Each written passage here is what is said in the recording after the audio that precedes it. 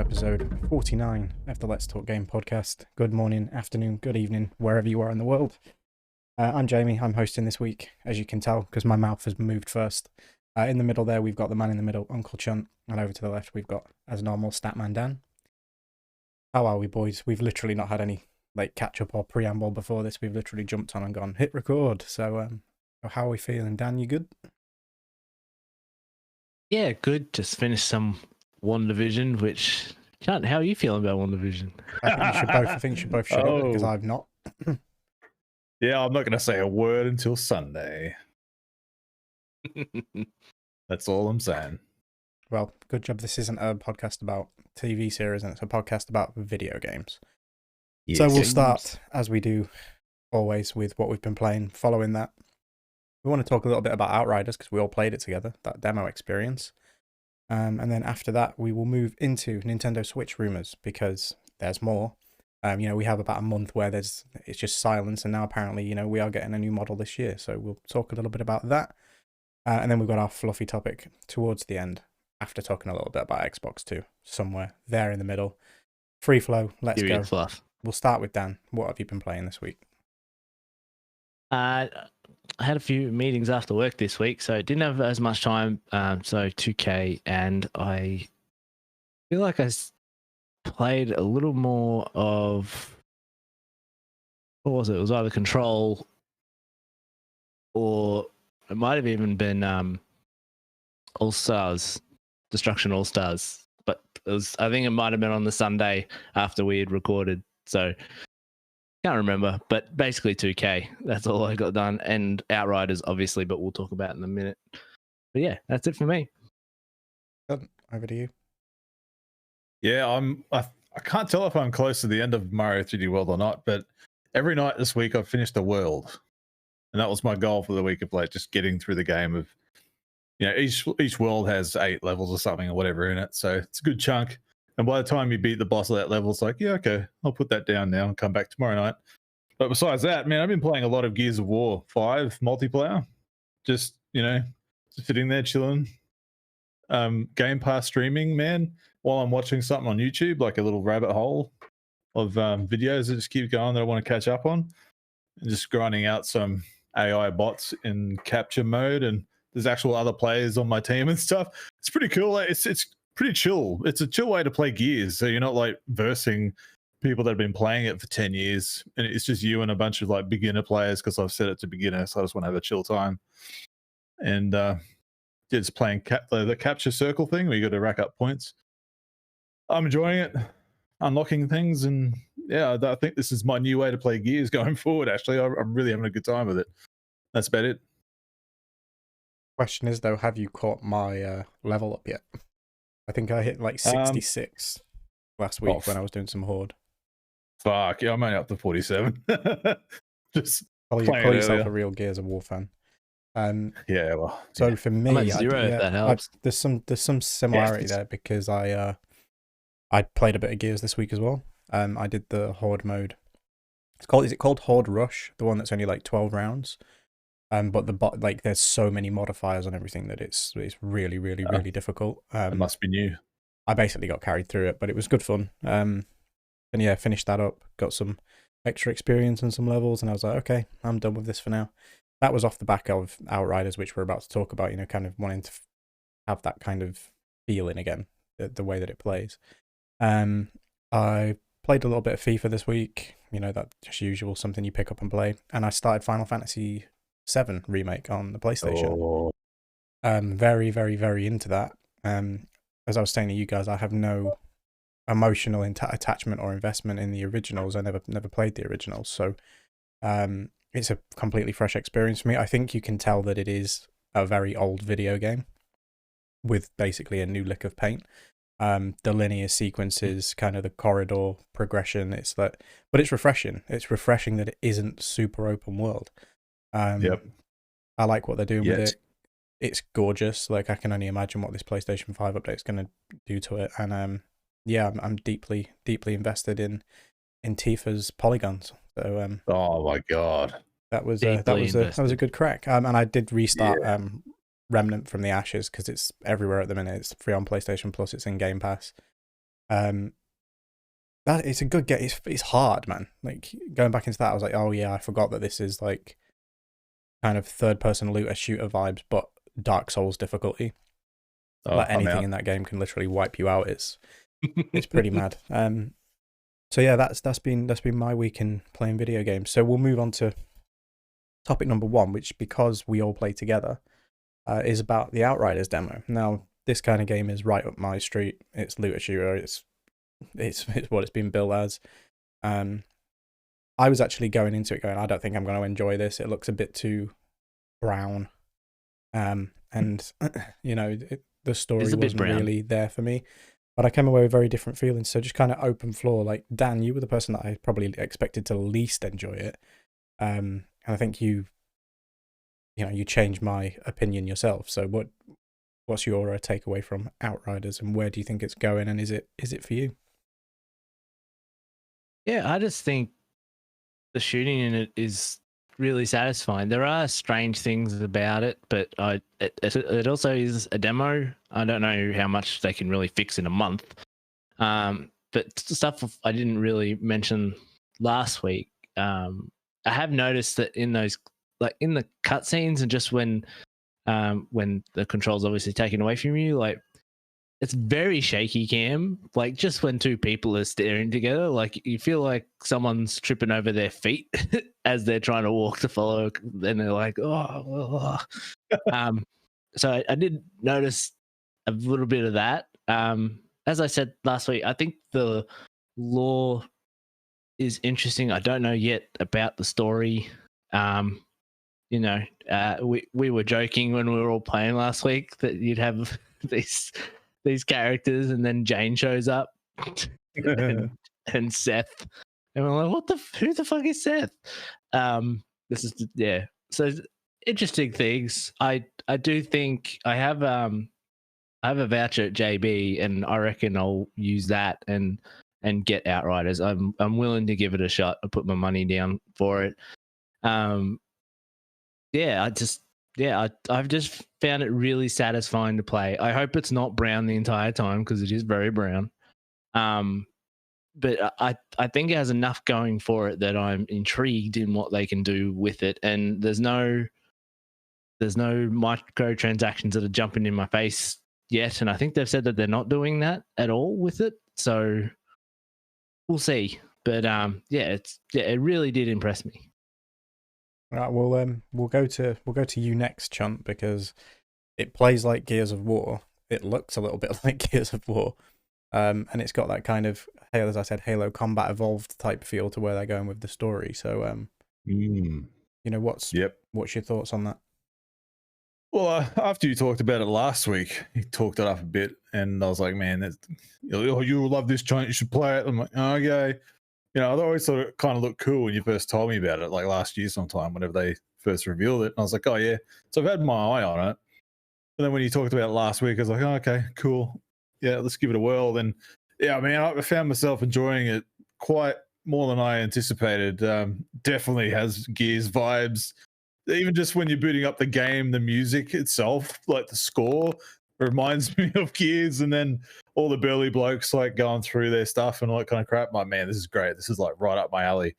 And it doesn't feel like too dense as far as all the mechanics and like looter shooter crap that I just try and not really get involved in too much. But found myself enjoying the combat a lot. I chose the Devastator mode, Devastator class, and my God, it's just, there's a couple of moments where you activate your ultimate thing and you jump up in the air and just rain like rocks and shit over people, and they just like disintegrate into the pools of blood in the sky. It's like, this is so good. It's just satisfying. So yeah, I'm right into it, and it's got more cinematics than I expected too. I just thought it'd be the odd, you're walking around and the characters are talking, but there's actual like cutscenes and story being told. So I didn't expect that going in either. So if it's like that all the way through, I'm very excited, because it's actually going to be like a campaign that I can, get myself into. So it's not just going to be like, that's the one thing with Destiny sometimes that I take issue with. When you finish a quest and you just sit there looking at someone like static and they're just talking at you for like 5 minutes, you know, and you're like, all right, I don't really pay attention too much because I don't know what you're saying. It's just space words and stuff. As cool as the game is, it's just those moments that I just don't get engrossed in too much. But when there's a cutscene, it's like, holy crap, it's great story, give it at me. So yeah, I'm very keen on it. I'm definitely going to pick it up on Xbox. But much like Dan, I'll try and find a way to take some price off it because it does look a little rough around the edges. And I don't know if that's just the demo. I don't know if the new build or the release build will be a bit more polished, but it does feel a bit last gen as far as the way it looks. But otherwise, the world looks great. Like, yeah, there is a bit of brown, but there's a lot of like space magic and stuff. The term that Jamie uses a lot. There's like lightning and purple things in the sky and like magic things everywhere. And the whole start of the game, it's all like green and a new planet and everything. But then it goes into like electricity and I don't know. Really excited for it. I see there's a bit of hit or miss on socials, but we all had a good time that morning. It was good fun. It was done. Yeah, well, I'll cover some caveats that you boys had off there because I've done some digging myself and watched some of their presentations over the last week after we played through it together. Number one, I love that we can do that. I think Chunt, you and I play a lot of video games together mainly because we're on the same platform and we have them for years. Anything we've ever said to Dan, hey, you should jump into this, it would require him to have an Xbox. And it's like this actually, although it took a while for us to sort the audio and the comms and stuff out, which they are fixing for the main release, by the way. We should have complete kind of cross-party chat. Just put Discord on console, for God's sake. That was the only kind of the irksome bit, but it was great to kind of play through something like that with a full fire team like the three of us, because Chunt, anything we play, we always sit there going, oh, we still need more of a team. We need one more person. And it's like, damn, if only you had an Xbox. So it's good that we've got that. The brown palette thing, and I don't think we need to be worried about that. Some of the stuff that I've seen in their presentations, like there are way more biomes than where we are at the moment. There's like there is like lush greenlands and snow ice caps, like there always is in these type of games. The three things for me that stood out and that always need to in these types of games for me to enjoy, like this is personal opinion, is the loot game, the end game, and the gunplay. Now, the gunplay, having gone back to Gears afterwards, it's not quite there. It's satisfying. Like, I said to you guys, if you manage to get a shotgun in Outriders and you run around popping heads with it, like it feels like you're using an Asher. Like you can see the Gears DNA in it for sure. But there is something about that connection, and I don't know if it's in the audio maybe. Like when you shoot a gun in Destiny, Chunt, and it's like you feel it.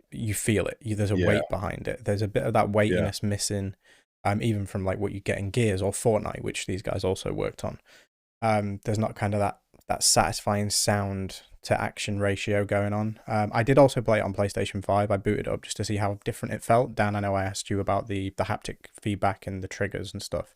Doesn't seem like they're supporting that unless it's going to come in the full release. But it's good. The loot game is already there. Like you'll see all over the internet, people are farming legendaries in the demo. Like, do you know what I mean? It's like, because these weapons, once you start getting to the blue gear, they actively start changing the way you play. And I really like that. It's like, your left bumper skill, whatever that might be, you get an extra one if you wear this piece of like chest armor. And for the end game stuff, I've seen some people manage to actually get past World Tier 5 and push it all the way to World Tier 16, like their top tier. And they were like, this is insanity. And this is like the end game mode. And it's like, right, so there is something challenging there. I know we felt it. We had to dial ours back. I think because we were on my play session, which was at World Tier 4 or 5. And as soon as you two jumped on, and it was like the enemies quadrupled and we were getting our arses handed to us. It's like your bullets were doing no damage. It's like, right, we need to dial this back. So you can see that there's scalability there. I really like that. But yeah, and just we didn't die. We didn't because I pulled us through. You two lay dead on the floor at the end, and I managed to get the last guy before he got me. But that's what I mean. That's what these games are about. It's those moments where it's like, shit, it's all on you, and that could be any one of us. And you pop your ultimate ability, get rid of the enemies, and pull your teammates up. Like, that's what's fun about these experiences. So yeah, I'm super keen for it. I didn't think I was going to be. I think it was very much, I've been burned by so many of these. Like Destiny is the main kind of ongoing game I play. So this is nice to kind of be similar in ways, but very different in others. So we'll see how that goes. But yeah, I think it's something that I'd definitely like to play through with all you guys. And yeah, we all enjoyed it. And as I said, Dan, I didn't expect you to enjoy it. Chunt, I really expected you to enjoy it just on the basis of what I'd played. But that's Yeah. Outriders. That is coming out on is it the 1st of April? The 3rd of April or something? So not far away. 3 or 4 weeks. But yeah, as you boys both said, I'd definitely not be willing to pay full price for it. It is rough.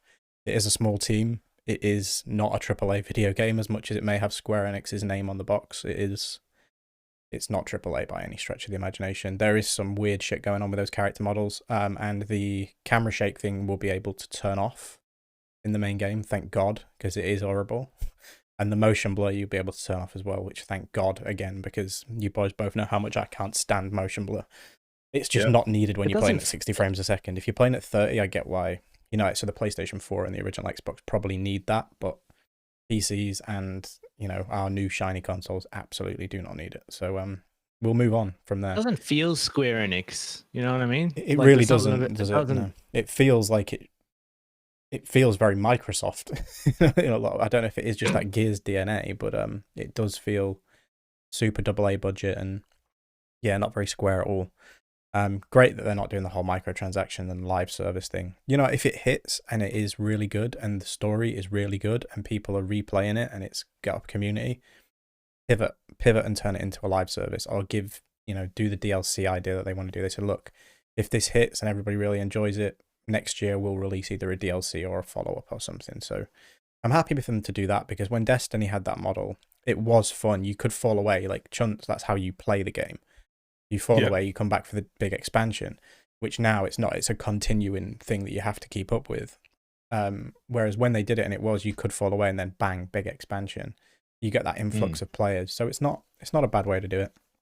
But yes, Outriders is good. We will probably all play it and hopefully all play it together. Although I need to figure out how we're going to do the chat thing.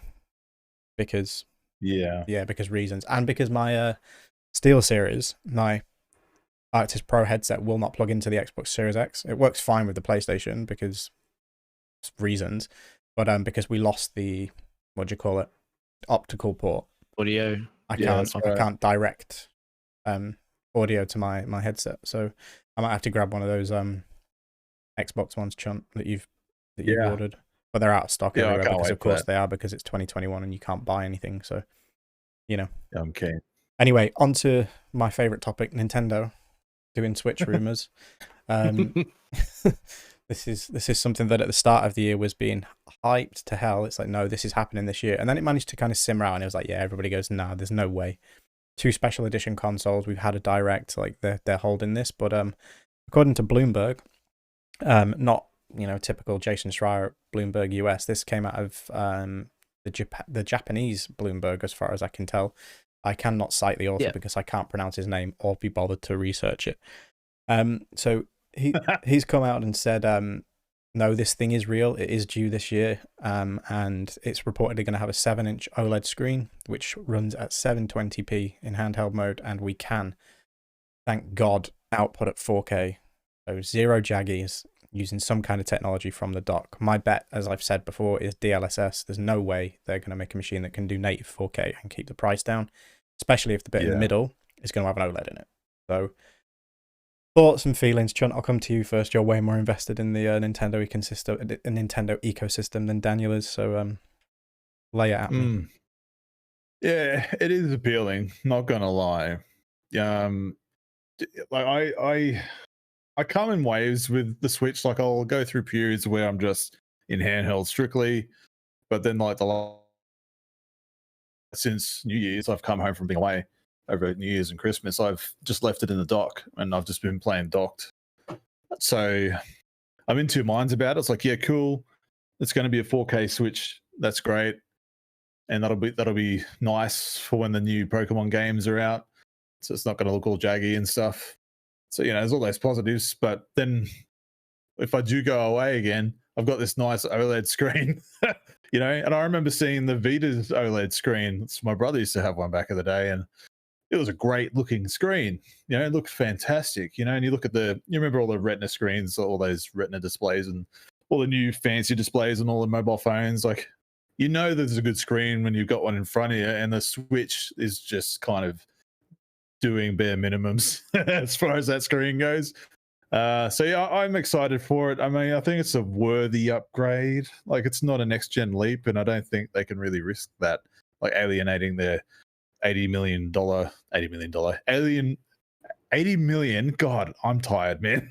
80 million units of people out there that have all these Switches. They can't just go, here's one that doubles the power. Sears, you know, this seems logical, like the new 3DS, like, or the 3DS XL or whatever they did. I wouldn't mind if they just call it the Switch XL, you know, not Switch Pro. Like, it just, I don't know, it doesn't sound too Nintendo. But look, it's cool. I would actually do it. If EB Games had a good trade-in deal, which is what I always do, I always wait for a trade-in deal when they put consoles up for pre-order. If they do that, I'd be like, cool, done. You know, it'll be half price or something, whatever they usually do, and I'll just do that. So it's exciting. Here's what it is. Dan, have you any Done. thoughts? No, well, I brought up the article, you know, where 7-inch 720p resolution OLED panels. I didn't realize it was a Samsung OLED either. That was cool to read about. I think it's, yeah, you can't leave the amount of people that would have bought one in the last year just by COVID in the dust. Yeah. So yeah, just giving it a boost on TVs makes sense. Like the handheld doesn't necessarily need to push anything. It's more just when it's on the TV to have something that seems a little more presentable. But like Chan always mentions in these podcasts, like Mario only needs to look so good. Yes. The gameplay kind of takes care of the rest, and the art style kind of does a lot of the heavy lifting. So you only need to be a certain type. And when they're releasing games like Skyward Sword HD, like just a regular HD version, there's, you know, that they don't need to progress further, but they just need to stay a little bit step in step. It's fine if they're behind with Sony and Microsoft's power and stuff, because that's not what they're going for. But if they can just continue the life of this console, they'll be laughing all the way to the bank. I think it maybe Agreed. extends it further than, you know, you'd expect maybe 8 years, right? I think it'd extend it a little bit further if they do manage to do that, or make the transition to whatever, you know, the next generation of technology would be. So it'll be interesting to see which direction they go in for sure. It would give them another 4 or 5 years out of it, like this one has. Like, yeah, absolutely. 4 or 5 years. I think if when you then get to the end of that, they have to have you've got to have a relevant upgrade path, right? Like you've just got to, because we don't do this whole I'll rebuy your whole library thing again. Like I don't think we can. We can't expect that, surely, going into, what would that be, 2024, 2025 time? I don't think we. I have to agree. Like, I am apprehensive about thinking of that future of like, all right, you've got a massive Switch collection now. We had a real runaway success console, and you've got all these cartridges. Our next Nintendo console is going to have a totally different media format again. That would shit me off, man. I hope the next console that they have, they keep the media stuff that they're doing, like the cartridges. I really like them. I think they're cool, and they can expand on those and, you know, make them bigger as far as capacity wise. And just the Nintendo Online, they need to keep that going for all their digital purchases and stuff. Like, my God, I love how Xbox has their ecosystem now. Like, I've gone through Xbox One, Xbox One S, Xbox One X, and now my Series X, and it just all comes through all of them. Like, I don't need to kind of worry about that. It's everything's going to be there, and PlayStation does the same now, and Nintendo kind of has to kind of fall in line with that and go, just stick with the friggin' delivery method that you have. So yeah, I just wonder what the next console will be. Like, yeah, we've got this 4K upgrade, Nintendo Switch XL, but how do you imagine the next Nintendo console? Like, the Switch it's got this niche, man. Like, everyone loves it. You know, it's super popular, and it's super, like, flexible, and it goes with you, and you can stay at home. And, like, there's so much about the Switch. The Switch is just fantastic. You know, it's not a powerhouse, but I find myself endearing to it more now than I ever have been. And because of all the games that I missed out on are coming out, and I'm playing it a lot more now. So I have more years ahead in my kind of Switch lifetime with it now than probably most others. But yeah, I am a little apprehensive about it going forward, but we'll see how we go. I They've will hit buy a stage one, where man. it's almost a culmination of everything that they've done before. Which, where do you then go from then? Because they're not typically a company that are for, sticking with what they're doing and just enhancing it or making it a new version. It's more, how do we reinvent the wheel every time? And that's really frustrating, you can imagine, to both work with and, in a way, as a consumer.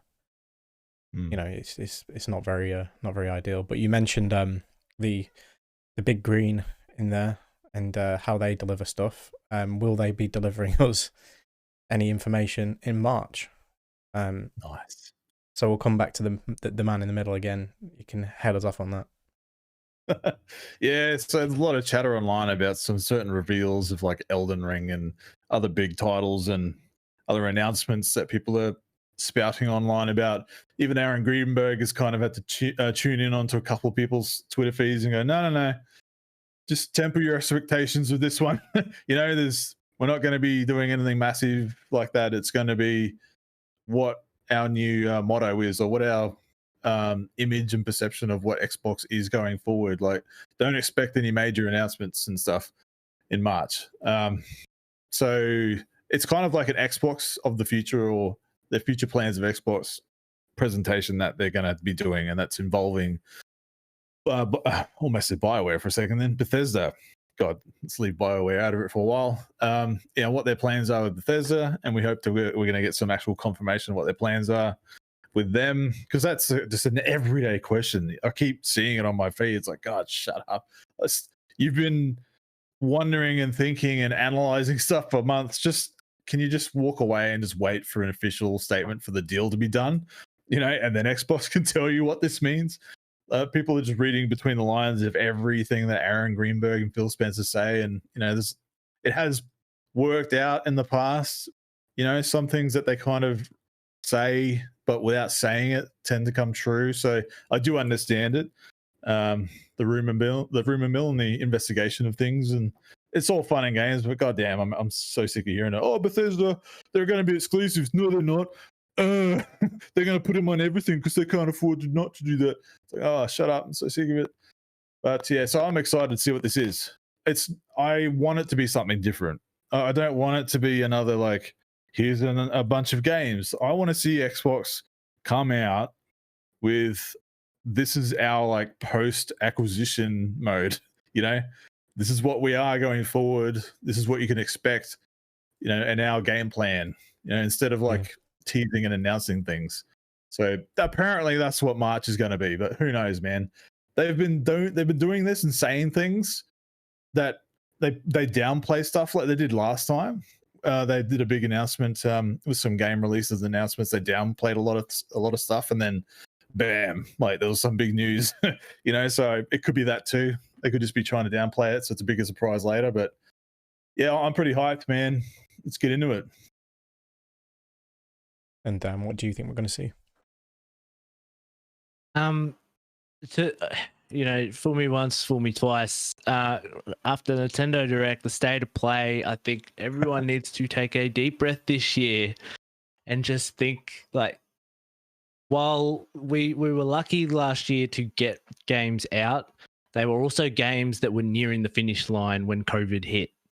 And now we're going to start hearing about the games that were hit through COVID, through the middle of production, or 2/3 through, like before you start hitting polishing. Like systems and mechanics and stuff have not been finished. Like they're not feature complete. And I think everyone just needs to temper expectations about stuff, about what's coming. Even if they do come out and talk about like what we're doing with Bethesda, like a lot of that Bethesda stuff is a while away, and which makes me. They might be able to talk about some of the Bethesda stuff, but they won't talk about all of it. There will probably be stuff written in even the Ghostwire Tokyo and the Deathloop stuff, there will be stuff that Bethesda sign documents where they can't talk about it for another 6 months or 8 months or something. Like there's stuff like that that's all written in contracts and that will go through. So I think everyone just, if they didn't learn from the Nintendo Direct, if they didn't learn from the State of Play, like hopefully, people just temper everything a little bit just to know that this year is going to be a light year, similar to what 2014 was the year after. But this is not just because there was a weird transitional period from last gen to this gen. This is because of COVID, and it is a big excuse for people to have, but it's a real excuse. Agreed. I'd be more inclined to agree with well, I kind of agree with you both. I don't actually think we're going to see anything. I think it'll be a blog post or something. This is how we intend to operate with Bethesda going forward. Once they've signed that agreement and it's done and it's delivered and it's out of the way, I think it will be a lengthy statement from the business as opposed to, something that's visual. It doesn't need to be visual, does it? And that's the thing that you were saying, Dan. I think we need to get away from this everything needs a presentation, because everything doesn't need a presentation. Like, a presentation indicates you are showing something of value, and whilst it may be of value to certain individuals, it's definitely not of value to the end user, right? So kind of how do we get this information without that? And it is just a case of a public statement or a blog post or something along those lines. And I hope that the longer this year goes on, the more of that we see, because otherwise we're just going to end up, like you said, in the never-ending news cycle of 2020, which is, we all know, we did get games out, we did get consoles out there, but it wasn't a fun ride. It was incredibly irritating. Yeah, well, I think they need to kind of come forward with the post at least of going, all right, post acquisitions, post like deals are done, sealed, Bethesda's in. We got 23 studios now. This is what we're doing. Here's the plan. Like, instead of letting the narrative play out online of like Xbox has no games, even though they keep pumping stuff out, and Game Pass is like the best thing ever. They just need to kind of put their money where their mouth is, even though they keep doing that, but it's not enough for some people. These people online, they need to be like, here's a list, or here's some a game plan, a map of what to expect over the next couple of years with all these acquisitions that we've made, because we haven't really got that. We've got an image of like all the developers' logos of like, yeah, look at us, look how big we are, but we haven't really seen the fruit of that yet. And they really need to start doing that to stop that conversation, and to build that hope and trust in the player base. Even for me, like Dan, I agree with you. Like, and we've talked about it before. Like, this year is going to be slim. I'm totally fine with that, because everyone and their dog has a backlog. We could just use this year as a gap year to get through some of that, and then clear our space for 2022 for all the big guns to start coming, hopefully. But it would be nice to have a light at the end of the tunnel. Like, even PlayStation's delaying stuff, and they're double dipping on some games to PC to kind of, bridge their own gap, so to speak, and get some extra money happening while they're pushing these other games out. So it's happening everywhere, and Nintendo is just dredging what the remains of the Wii U, to kind of tie their knots too. So everyone's doing it, man. Like, everyone, we all are. So, but still, Xbox needs to kind of go, here's what we are going forward. Enjoy. And I get that, but my thing is, like, I don't see who it benefits coming out and saying, here's the roadmap, this is when we're looking at bringing these games out. But like right now in the States, like, they don't even know when they can go to a restaurant, let alone when they're going to release a AAA game. Like, when do you release Starfield? I don't know. You don't have to go anywhere. You can just download it, Yeah, but the people making the game can't leave leave the house and make the game. Like, it's I just don't know how you can plan for that. And if you give a date out or a release window out, like, they're just going to get hammered when they don't hit that thing. So yeah. I don't see what the benefit is unless they know when these games are going to come. I don't think we'll be getting dates. Like, anything that they show won't be of anything immediate. It'll just be like, let's explain who we are now. I'm not expecting like here's a teaser trailer, here's a trailer of that, here's a whatever. That's not what I mean. I mean like the future of Xbox. That's what I want to see. Of like we've spent all these years building and acquiring. Don't we know what that is? No, not yet. There's still so many questions. We know what all the studios are basically working on at this point. No, we don't. We only know the big guns that are happening. There's so many outside of Bethesda stuff. The ZeniMax. Like, we don't know what all those studios were doing previous, and then there's all the other ones that they acquired, like the littler ones that you don't hear about, not the Coalition, not the Initiative, like all the other ones that are there. Like we don't know what they're doing, and we haven't heard from them for years. But I think a lot of the language will just be around like in the future, though. Yeah. I just want to know what the future of Xbox is. Yeah, like in the future or as we progress towards, like that's the type of language that you'd be expecting to hear them use. As you said, I don't think anybody's in a position to put dates on anything after last year, and you'd be naive to.